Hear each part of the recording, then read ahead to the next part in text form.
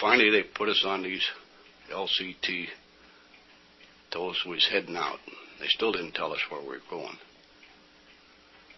Well, the voyage over there lasted about 7 hours. I don't think there was a sound made on that landing craft. Nobody talked, nothing. Everybody had his own fears and apprehensions and so on. We finally got to Omaha Beach. Then all heck broke loose, and we knew why we were there. Well, we finally got on the shore, and I never seen so many people injured and killed and so forth in my life. And if somebody said they weren't afraid, they weren't there. That's a fact. Lloyd landed with the 6th wave. One of his most vivid memories from D-Day is a surreal image on the beach. I saw a Frenchman riding up the coast with a flag. He was on a white horse, and he had a flag on a pole, and he was riding up the beach. And one of our naval shells hit him, and all that was left was a dent in the sand. The horse and everything was gone. Now, why I picked that particular scene, I don't know, maybe because it was so different. I mean, you see people flying here and there, but a man on horseback riding with a flag was something you'd never expect to see in a place like that. At least I didn't. The most intense fighting of the invasion took place on the beach that came to be known as Bloody Omaha. We finally got on the beach and up into the hedgerows in France. And the water at night when we'd come back, and the surf coming into the shore was tinted like pink. And it wasn't from dye, it was human sacrifices.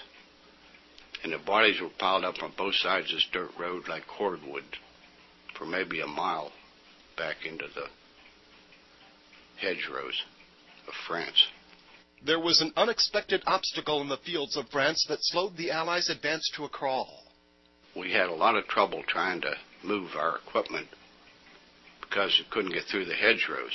Now, hedgerows about 6 to 8 feet high and about 2 feet thick, made of stone and dirt.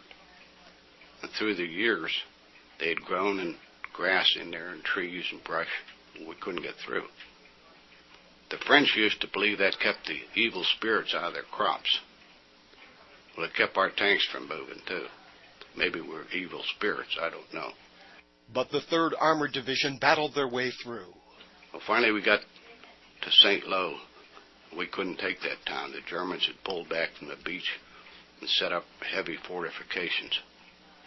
So they called the Air Corps in from England. And they set it up.